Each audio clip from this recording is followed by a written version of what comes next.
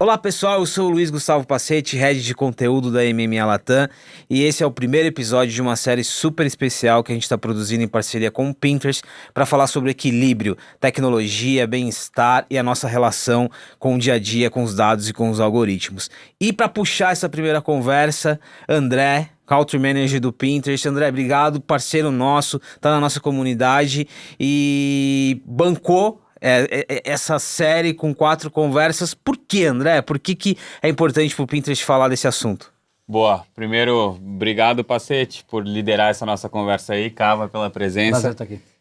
É um assunto que precisa ser debatido, né? Eu acho que é um assunto que impacta todos nós, não só do meio, né, da comunicação, profissionalmente, mas pessoalmente, né? Quem que não tem uma criança em casa e não está preocupado ali com a forma como a nova geração está engajando na web? Ou quem não se vê preso no celular, né, todos os dias, de uma maneira, né, além do que o que gostaria ou de uma normalidade, assim. Então, acho que é um assunto que precisa ser debatido. Tem, no meu ponto de vista, responsabilidades ali em todos os stakeholders ali né, do ecossistema, e acho que é legal ter o Cava aqui para trazer a perspectiva dele, e acho que vai ser uma conversa boa. Cava, Ricardo Cavallini, Cava, bem-vindo de volta aqui à MMA. Você ficou conhecido internamente como aquele cara que falou dos produtos obsoletos por causa da inteligência artificial. Virou uma ótima frase ali do painel que você fez ali no Impact em abril. Bem-vindo e obrigado, cara, mais uma vez. Prazer é meu, cara.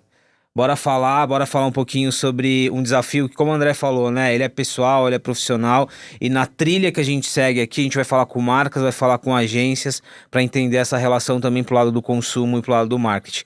Cava, o contexto atual, quando a gente fala de equilíbrio, vida, nossa relação com algoritmos, redes sociais, tem muitos assuntos para falar aqui, né? Por que você está olhando hoje quando a gente fala dessa parte, bem-estar, equilíbrio e tecnologia? Legal. Acho que não só tem muitos assuntos, mas acho que tem muitas camadas. Uma coisa é a gente falar enquanto creator, né, enquanto criador de conteúdo. Outra a gente falar enquanto anunciante, enquanto marca. Outra a gente falar enquanto usuário final, né, como as pessoas estão lidando com isso. Eu tenho uma faceta dessa história que, assim, graças ao meu último livro agora, que eu escrevi para minha filha, tenho falado muito com pais, né? E essa é uma outra faceta, né? Quer dizer, uma coisa é a gente enquanto profissional, enquanto, sei lá, 18, 20, 30 anos de idade, tá lidando com redes sociais. A outra é eu como pai, que tenho uma criança pequena em casa, como é que eu lido com isso? Proíbo, não proíbo, quando que eu deixo, o que que eu deixo, enfim. Então acho que são muitas, não só muitos assuntos, mas também são muitas camadas dessa história. Tua filha tem quantos anos? Hoje é 17. 17 anos, é uma fase, eu digamos, complexa do ponto de vista dessa relação, né? O que você falou é interessante, essa dinâmica agora com os pais. O que você percebe do lado deles? O que tem de aflição, de dúvida, de como dosar, o que fazer? Acho que tem um primeiro ponto que é o seguinte, tudo é uma curva de aprendizado. Você passou no começo da internet, a gente aprendeu ao longo dos anos a lidar com a internet. Mesmo se a gente for olhar para redes sociais, a gente passou por alguns momentos. Não sei se você lembra no começo do Orkut, ou até mesmo no começo do Facebook, às vezes tinha famoso que botava o telefone dele na rede social. Isso é uma coisa que hoje a gente acha estúpido, mas na época as pessoas não sabiam lidar com a rede social. Elas não entendiam como é que era, como é que funcionava. Então eu acho que nós estamos eternamente passando por essa curva de aprendizado, porque a rede social ela não é fixa e imutável. Você tem redes novas, você tem comportamentos novos, você tem players novos, né? Você tem muitas coisas acontecendo, então todo ano é diferente. Então acho que a primeira coisa é entender que se trata de uma curva de aprendizado contínua. E aí vem a aflição, porque as coisas estão andando muito rápido. Então a maior parte das pessoas que vêm falar comigo, elas estão aflitas. Como é que eu faço? Como é que eu faço com a minha filha? Como é que eu faço comigo? Eu percebo isso, percebo aquilo. As pessoas estão muito aflitas. Então Eu acho que é um bom momento para a gente ter esse tipo de discussão num podcast como esse. O Cavo, ainda nessa linha, é interessante o aspecto aqui de aprendizagem, porque a gente está falando de evolução, né? Tudo é muito novo em relação a dados, privacidade, a gente sabe como a gente lida com dados. Esse lado de crianças e telas e tempo de conexão, às vezes parece que tem uma regra, às vezes parece que tem uma receita, né? Eu não quero entrar aqui em lados médicos ou científicos, mas tem um lado muito particular também, né? Esse aprendizado tem um lado sobre o perfil da tua família, da tua relação. Não existe uma receita para isso, certo? O que a gente começa a entender agora, através de neurocientistas que estão olhando para isso, é que o exagero é ruim. Isso vale não só para redes sociais, vale para qualquer coisa, né? Qualquer tipo de exagero é ruim. Então, a gente precisa equalizar essa história. A gente tem famílias que proíbem telas e proíbem outros tipos de conteúdo, entretenimento para crianças. E eu acho que a regra, ela vai sim passar por uma questão familiar, né? Não adianta você analisar e dar uma regra absoluta. Mas daria para dizer que até certa idade valeria a pena a gente evitar ou proibir telas para os menorzinhos. Aí você pergunta, menorzinho quanto? Aí que eu deixo para cada família decidir. E a partir de um momento, eu acho que a gente tem que começar a equalizar essa transição. E mais do que proibição, que eu acho que é um erro que muita gente comete, principalmente com os mais velhos, com os adolescentes, é que a proibição não funciona. A gente precisa conversar. Precisa conversar e explicar aonde isso está te ajudando, aonde isso está te prejudicando. Porque não dá para a gente ser 880.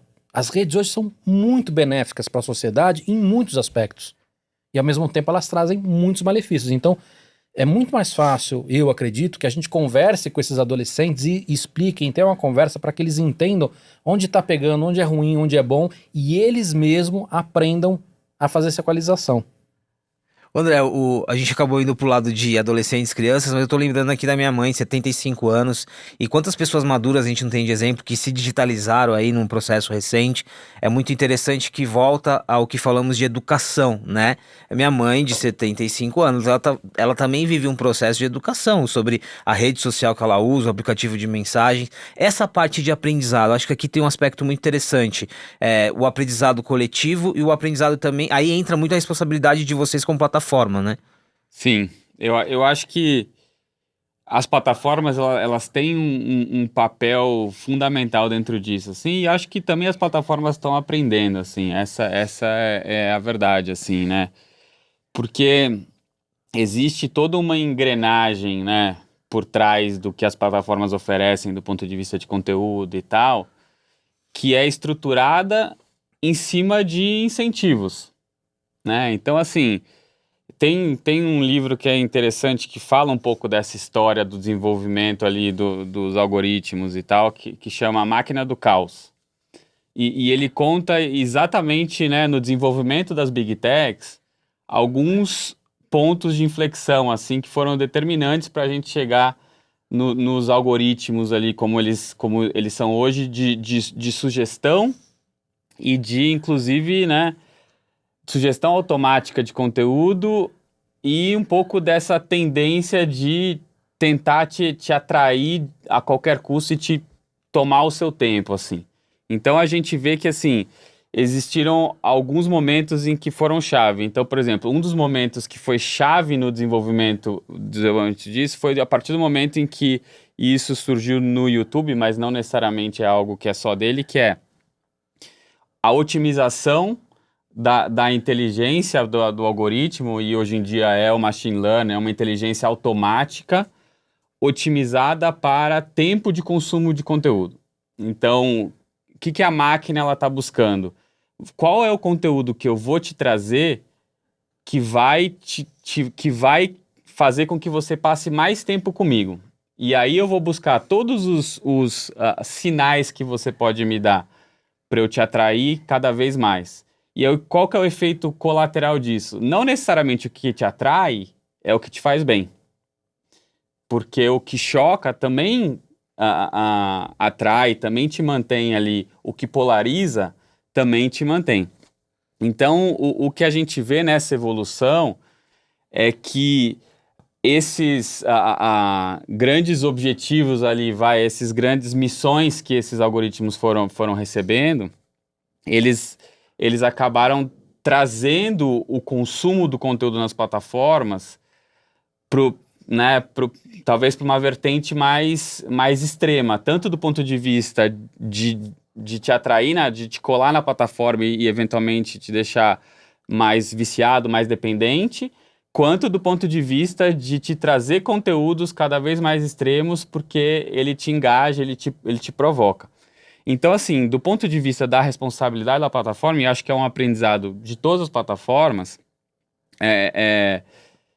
aí o que a gente vê é parte desse modelo de otimização do que a gente quer oferecer para os usuários precisa ser ponderado para o bem-estar também, né? E como você abriu ali falando dessa intersecção ali entre, né, a tecnologia e o bem-estar, esse é algo que o Pinterest tem levantado a bandeira, assim, e a gente tem trazido de uma maneira mais explícita, que é dizer que, assim, o bem-estar, ele deve ser parte integrante desse algoritmo ali, dessa ponderação das máquinas, para que a gente possa oferecer para os nossos usuários uma melhor qualidade de vida junto com os objetivos de negócio que todas as companhias têm, assim. Então esse é um pouco do paradigma ali que a gente tem tentado trazer como discussão e tentado provocar o mercado em relação a isso. O Cavo, esse cenário que o André descreve, aqui a gente pode chamar de mecânica, dinâmica, ou seja, aquilo para o qual as big techs, ou as redes, ou as estruturas, elas acabam se formando, né? E aí, aqui você insere publicidade, atenção das pessoas e por aí vai. No caso do Pinterest está muito claro, acho que o posicionamento ele já vem sendo construído há algum tempo, olhando num aspecto geral, e aí considerando que em todas as plataformas existe sim esse senso de precisamos olhar para o bem-estar, precisamos de olhar para o ponto de equilíbrio. Como que é o teu olhar nesse sentido? O que você vê, assim, o esforço das empresas de irem para esse lado ou não? Elas ainda estão tentando se encontrar do ponto de vista de modelo de negócio, saturação? O que você enxerga? Veja, como eu falei, acho que nós estamos passando por uma curva de aprendizado. Quando a gente olha para as plataformas, imagina que com a pressão da sociedade e que começa a crescer muito em relação a isso, muitas plataformas podem acordar para esse tipo de coisa, como o Pinterest está falando. Via de regra, hoje, a maior parte ainda não olha para isso, né? O algoritmo ainda olha simplesmente para aumentar o lucro. E isso, ou seja, não é que elas são malvadas, não é isso. Mas a partir do momento que você fala assim, cara, eu preciso aumentar meu lucro. E aí cada plataforma entende isso de uma maneira. Para aumentar meu lucro, eu preciso que a pessoa fique mais tempo. Eu preciso que as pessoas interajam mais. E através disso, o algoritmo, sem ter não é bom nem ruim, ele entende o que vai fazer as pessoas ficarem mais ou engajarem mais. E o que a gente percebeu é que muito dessas plataformas acabaram engajando um conteúdo que não é bom para a sociedade, né? Não é bom que matou a discussão, matou a conversa, gerou uma polarização, enfim, uma série de questões que a gente já conhece já há um bom tempo. Eu acho que essa discussão ela começa agora a ter uma pressão da sociedade para que ela aconteça. E aí, se a gente vai dizer se as redes vão mudar ou não, acho que é olhar de uma maneira otimista ou pessimista. André, como que foi, e aqui olhando agora para o estágio de aprendizagem de vocês também, pegando um retrospecto e considerando agora, tem um elemento sociedade, como o Cava falou, né, o quanto que aí as comunidades, elas também influenciam na qualidade de uma plataforma, e tem o que você mesmo mencionou, esse equilíbrio, negócio, visão estratégica, mas olhando para essa curva de aprendizado que a gente está falando aqui, que momento vocês vivem como Pinterest? Bom ponto, assim, eu até ia comentar aqui. Acho que, né, para tangibilizar um pouco desses valores, desses princípios que eu estou comentando ali em ação, a gente, né, tomou uma atitude ali, né, acho que faz uns 2 anos que a gente vocaliza isso de uma maneira mais clara, mas que é o que a gente tem chamado do uso de AI responsável, assim, porque no final do dia, assim, quando você, né, tem um algoritmo, especialmente os algoritmos hoje em dia de autoaprendizagem, assim, então que basicamente eles estão instruídos para atingir um objetivo e eles vão buscar os sinais ali por conta própria ou dentro do pensamento da máquina, então o ser humano não necessariamente sabe o que a máquina está percebendo, esses algoritmos, eles são muito sensíveis ali. Então, eles conseguem capturar sinais explícitos que você dá para a máquina, e aí sim, são sinais conscientes que você dá. Então, sei lá,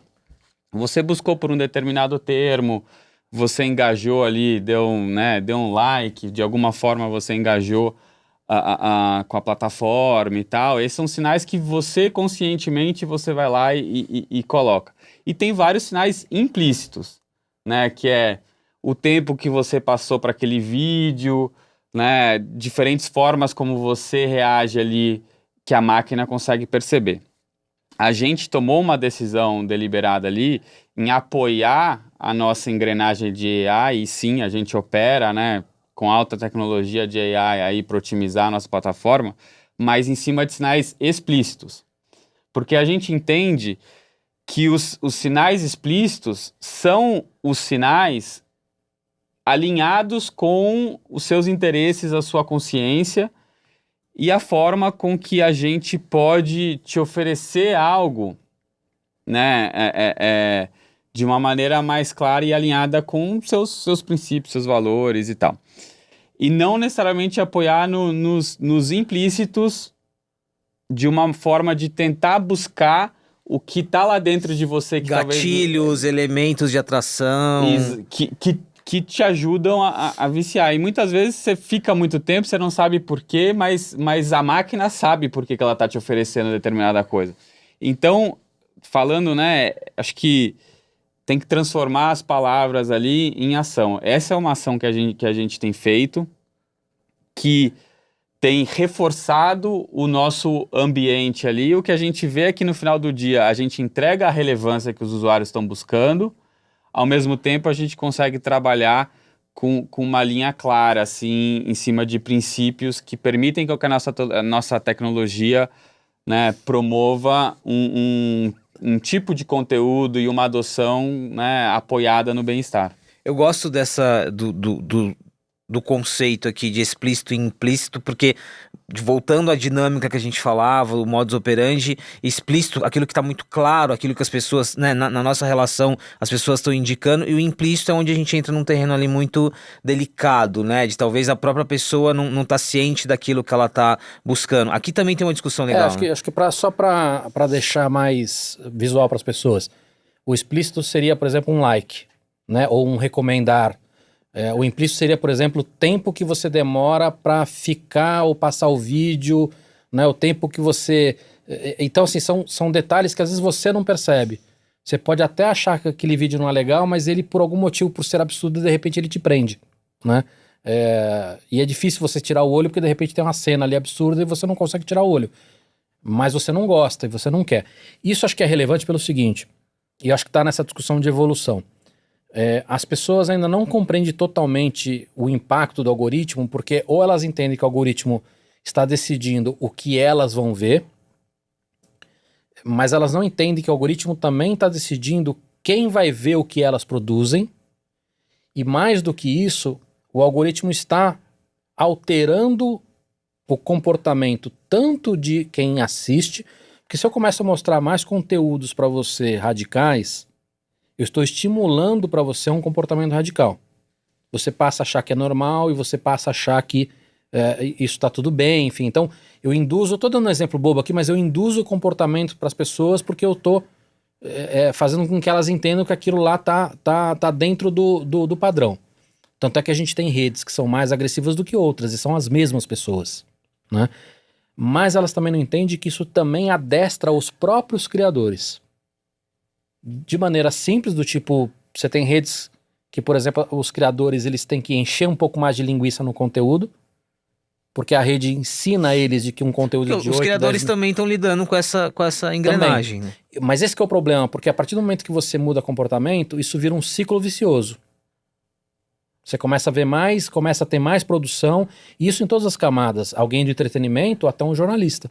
A gente percebeu, por exemplo, nos últimos anos, uma radicalização dos jornalistas. Para os dois lados, né? Então, acho que essa é a gravidade, mas como eu falei, acho que nós estamos no momento de ter essa discussão e de achar soluções, que podem ser das mais radicais às menos radicais. Deixa eu trazer a parte dos criadores, que é super importante pra gente aqui, André. E aí, de novo, estamos falando aqui de equilíbrio e estamos entendendo a perspectiva de vocês de como achar esse ponto, né? No caso dos criadores, e aí na dinâmica de vocês, né? De encontrar o ponto de equilíbrio entre audiência, entre engajamento, como que funciona com vocês? E posso adicionar uma pergunta? A gente está falando de saúde mental aqui também, e eu acho que é uma coisa que é pouco falada hoje. André, tô olhando pro microfone aqui só para pegar minha voz. Que eu acho que é pouco falada é a preocupação da saúde mental dos criadores, que também é um problema gigante hoje, né? Você tem alguns criadores de algumas dessas plataformas, o cara não pode parar.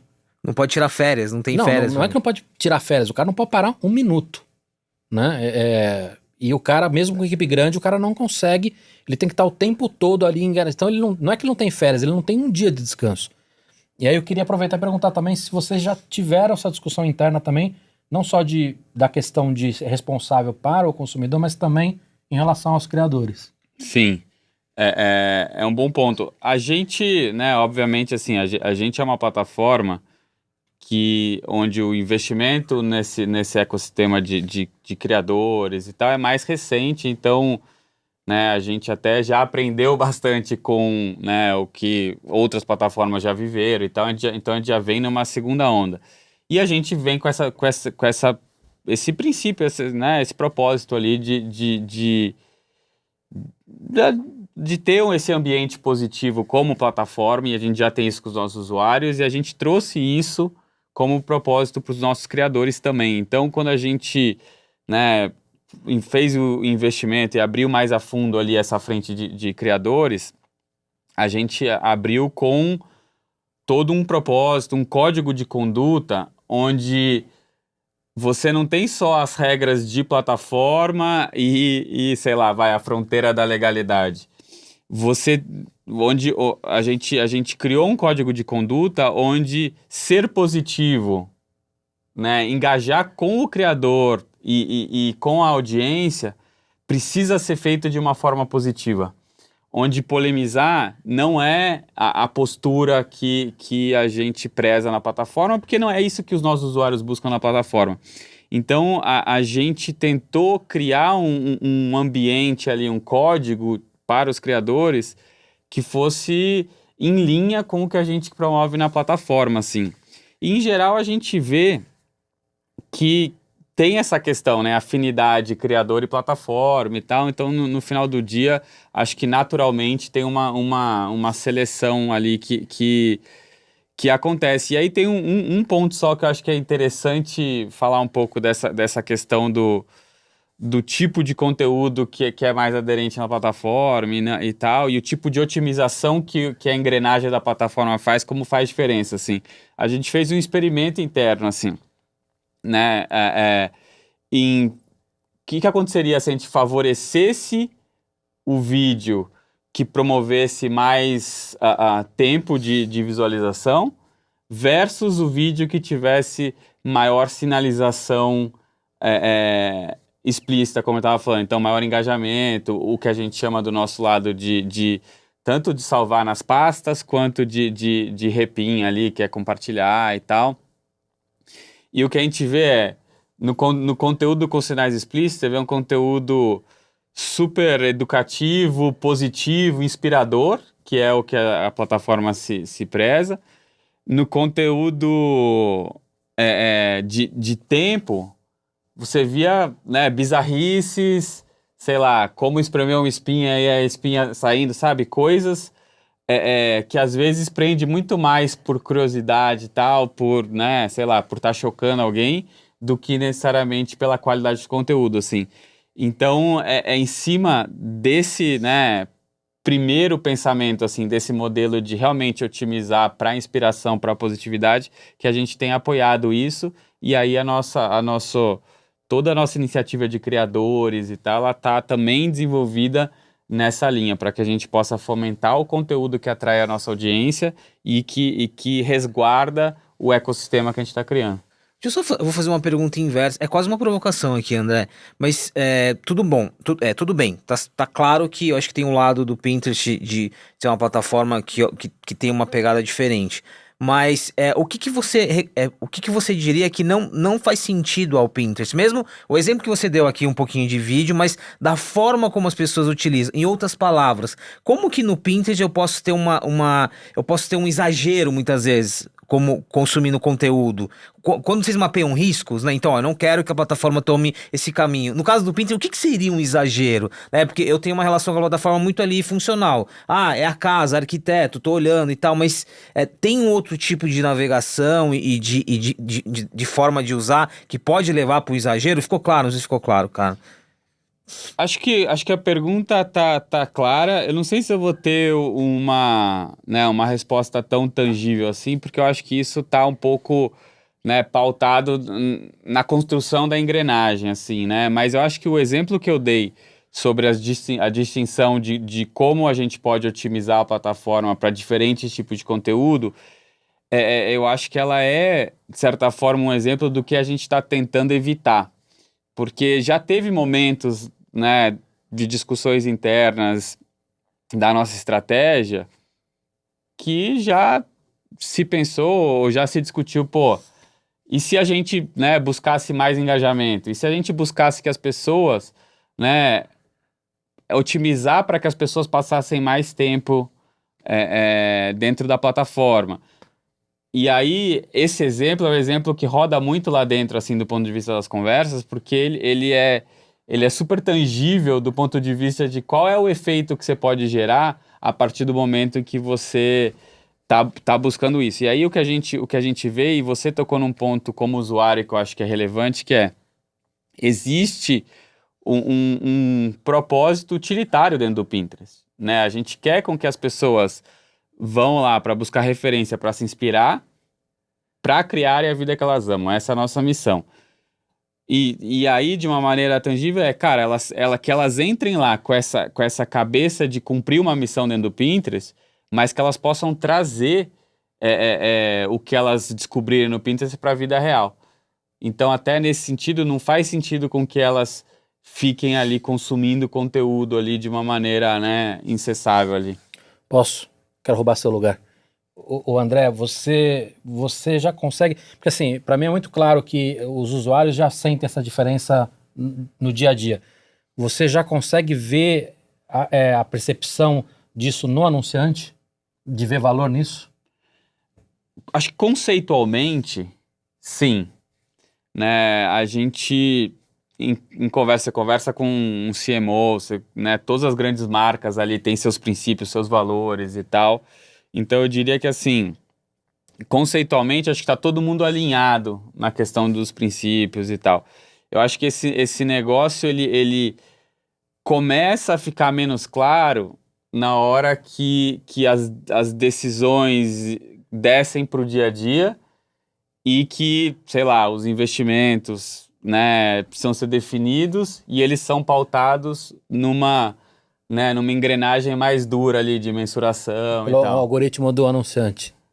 Deixa eu aproveitar, Calma, que você tocou nesse assunto, e aí eu ia trazer também, porque a nossa trilha, a gente vai ouvir marcas, a gente vai ouvir agência, e esse é um lado importante. Agora, saindo um pouquinho de Pinterest e voltando para aquele contexto macro que a gente estava olhando, eu queria colocar aqui a responsabilidade de uma marca em toda essa conversa. Acho que o André deixou claro aqui também um pouco que a marca, a engrenagem também serve para a marca, né? Engajamento, escala, enfim, audiência e por aí vai. Mas eu queria uma visão tua sobre o papel de uma marca, tanto de responsabilidade como essa curva de aprendizagem que você tocou tanto já. Eu acho que é total, acho que as marcas já entenderam isso, ainda que, como o André falou, no dia a dia você acaba entrando naquele algoritmo, eu preciso de mais número, mais isso, mais aquilo, e você acaba ignorando alguns valores, algumas coisas. Mas as marcas já entendem disso, a gente já tem movimentos de cancelamento e que deixam isso muito mais explícito, né? Quando você tem algum veículo ou algum creator que de repente exagera e você tem essa retração por parte das marcas, uma cobrança dos consumidores nas marcas, mas esses são os casos extremos. O que eu acho que eu daria de conselho para as marcas é o seguinte: as coisas estão andando cada vez mais rápido. Isso é a regra desde o começo da humanidade, só que a gente está sentindo isso no dia a dia agora. A partir desse ponto, não adianta só a marca fazer o que é certo ou dentro da lei. coisas que a gente tem feito hoje e que são dentro da lei ou dentro da nossa política de governança já são questionáveis e a gente vai sentir o impacto disso em muito pouco tempo. O que eu quero dizer é, as marcas deveriam estar ainda mais exigentes e ainda mais preocupadas em fazer algo que olhe para o longo prazo. Porque a gente já começa, enquanto sociedade, a entender alguns dos malefícios que isso tem trazido para a gente. E essas marcas serão cobradas por isso, por essa participação. Então, eu acho que o conselho que eu daria é assim, olha, eu sei que é muito difícil, o resultado tá aí, sexta-feira tem que entregar resultado, tudo, mas acho que essa discussão, ela precisa acontecer dentro da empresa, porque a empresa será cobrada por isso. E isso acho que é muito importante elas entenderem. André, deixa eu só colocar ainda sobre marcas e para a gente fechar essa parte, muito baseado nos cases e colaborações, cocriações que vocês têm com marcas, eu tenho uma curiosidade aqui, esse equilíbrio entre uma marca que tá com um propósito muito forte, né, de trazer um bem-estar para as pessoas, de ajudar a pessoa a ter a vida que ela quer ali, uma boa vida, a construir essa boa vida. Então, o quanto que você enxerga que o propósito de uma marca, ele chega até na ponta, quando ela tá olhando para o Pinterest como plataforma. E segundo, o quanto que as marcas estão percebendo toda essa nossa discussão aqui também, que, ok, eu tô olhando para métrica, eu tô olhando para velocidade, eu tô olhando para engajamento, mas tem uma outra parte da discussão aqui que é urgente e que, como disse o Cava, no longo prazo ela precisa estar aqui na mesa. Eu acho que as marcas estão olhando, e aí eu diria assim, talvez onde que já é cada vez mais, já é muito tangível, e acho que tá cada vez mais, é uma área de investimento das marcas, é no conteúdo dela, né? A forma como ela se posiciona, como ela se comunica. Eu acho, até falando aí de um pouco dessa curva de aprendizado ali que o Cava falou, talvez seja, né, o primeiro aspecto que eu acho que as marcas estão amadurecendo é nesse aspecto do conteúdo, assim. Eu acho que tem um ponto que ele passa, talvez, né, despercebido pelas marcas hoje em dia ainda, e que eu acho que é fundamental dentro desse modelo todo ali. A gente começou falando aqui, né, dos algoritmos, da otimização das plataformas e tal, é que uma parte fundamental, né, da otimização desses algoritmos e do porquê que eles fazem o que eles fazem e buscam o que eles buscam, é a monetização, né? Então, assim, a marca pode estar super consciente ali do ponto de vista do tipo de conteúdo que ela oferece, dos princípios e valores que elas têm ali. Mas acho que a marca também precisa estar consciente de que ela financia a engrenagem, né? E que o financiamento da engrenagem é o incentivo, né? Então, assim, acho que o que a gente vê em geral ali nas plataformas, assim, uma plataforma gera um tipo de inovação, né? E se essa inovação ganha atração, ganha tempo do usuário, consequentemente atrai o investimento, a outra plataforma ela tenta combater em gerar algo que gere mais engajamento do usuário, que atraia mais o tempo do usuário para que ela possa, de alguma forma, também atrair o share dela e continuar monetizando da forma que ela quer. Então, de certa forma, essa competição entre plataformas vai gerando, de um lado, inovação, mas vamos dizer assim, trazendo cada vez mais para o limite a relação do algoritmo ali, para onde que ele vai, e sempre com os objetivos principais, atrair tempo e atrair dinheiro. Então, assim, eu acho que por isso que, assim, os anunciantes, eles têm um papel fundamental dentro dessa dinâmica de plataforma, onde, né, uma certa ponderação de que, cara, o que o meu investimento de mídia aqui ele está alimentando do ponto de vista de algoritmo, deveria estar presente nessa discussão, assim. Pô, eu vou alimentar determinada plataforma que, né, de alguma forma ou de outra está, sei lá, fomentando alguma coisa que não seja boa para a sociedade, ou em que nível eu vou alimentar essa plataforma, né? E acho que esse tipo de discussão, essa é uma discussão que eu acho que ainda passa distante ali do dia a dia. E é interessante que ela não é nova, né? Se a gente está em 2023, a gente pegar praticamente na última década, a gente presenciou muitos movimentos de brand safety, marcas, questionamentos sobre práticas de muitas empresas de tecnologia. Não é uma discussão nova, mas geralmente ela é retomada diante de um elemento, né? Então, eleições, política, fake news e por aí vai. Mas eu acho que isso, desculpa te interromper, acho que isso que vai mudar, que é o que eu estava falando. Hoje a marca é cobrada pela atuação dela no presente. Olha o que esse veículo está fazendo, olha o que esse creator está fazendo. Você, marca, vai colocar amanhã anúncio nela ou você vai tirar? É uma cobrança do presente e do futuro. Dado a nossa curva de aprendizado, a sociedade entendendo o que isso está acontecendo e os problemas que isso está trazendo, essas marcas serão cobradas por essa responsabilidade que o André está falando. A gente já sabe disso há 10 anos. A gente já sabe quais são os malefícios, né? E a marca continua colocando grana. Então hoje a gente cobra ela pelo presente e pelo futuro, mas em pouco tempo eu acredito que elas serão cobradas por esse passado. E talvez não seja, né, preto e branco assim, né? Não é 880 zerou tal. Eu acho que é uma questão de como é que a gente começa a colocar nos conceitos de, sei lá, retorno sobre investimento, a questão de também de se a gente está construindo um legado positivo para o ecossistema ali.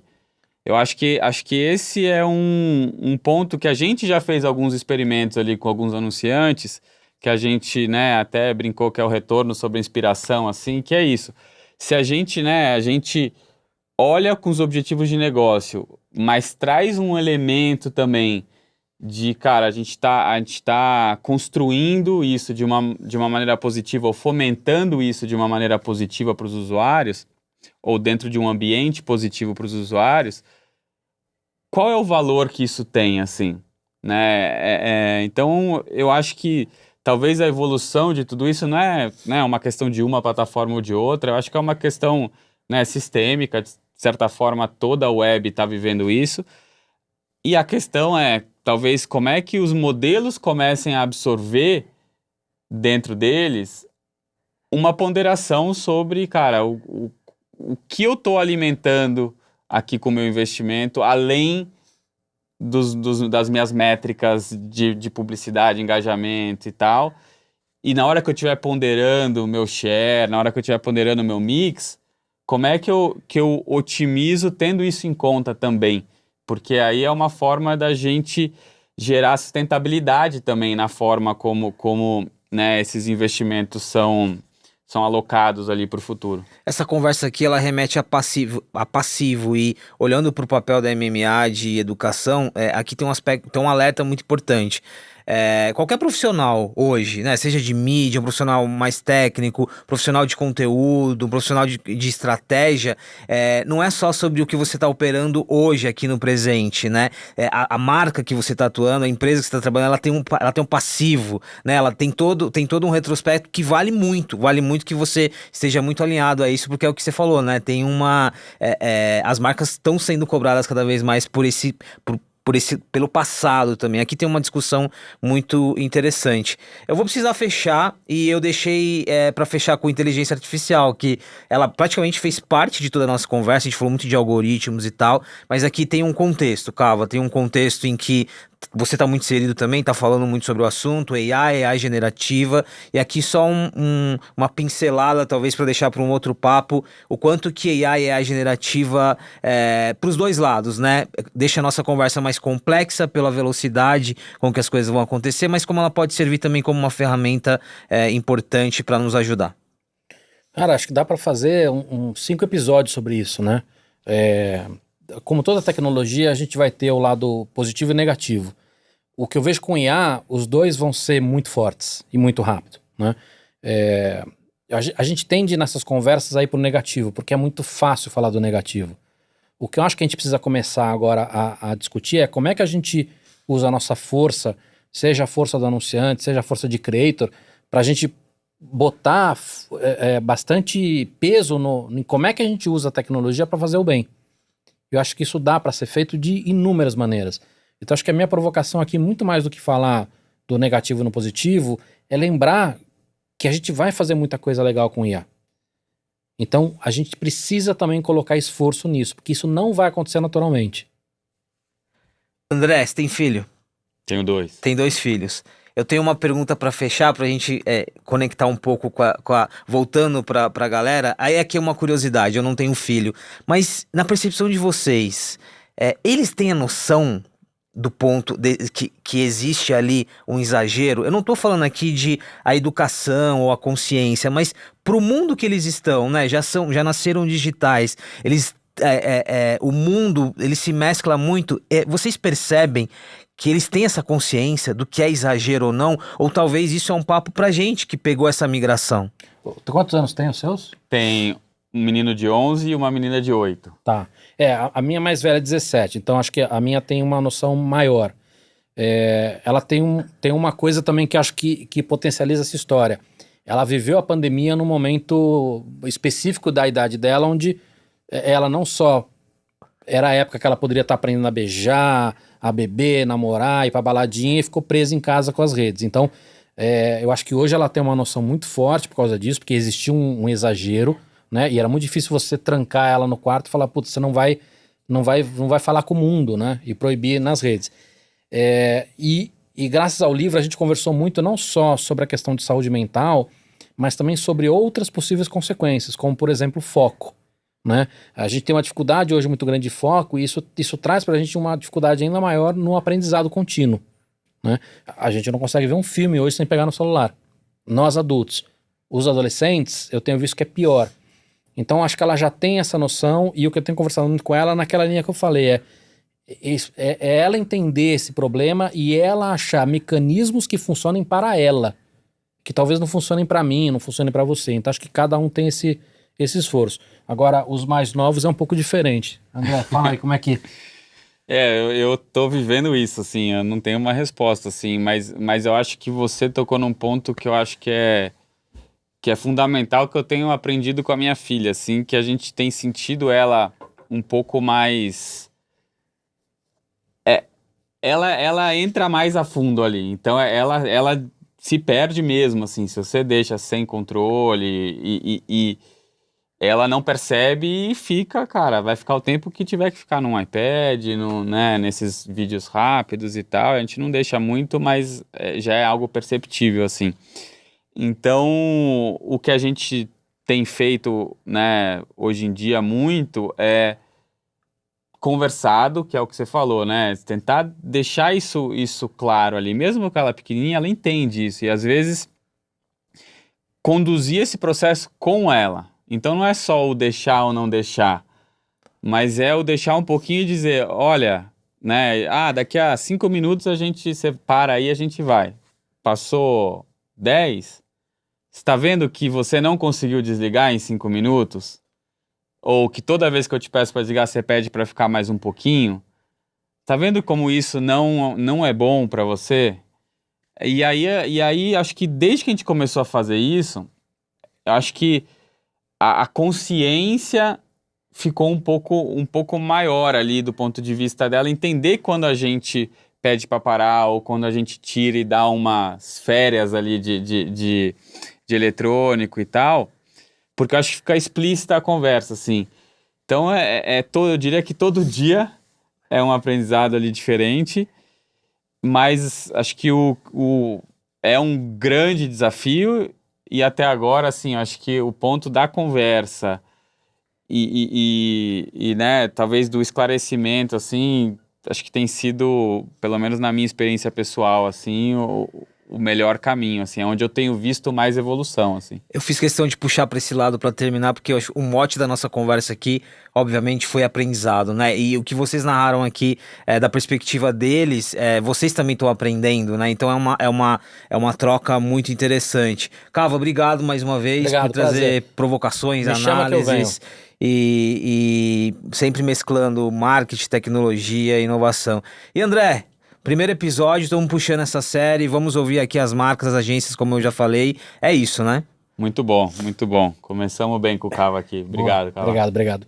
Então é isso, pessoal. esse é o primeiro episódio de uma série especial que a MMA Latam e o Pinterest oferecem para vocês, falando do equilíbrio entre tecnologia e bem-estar.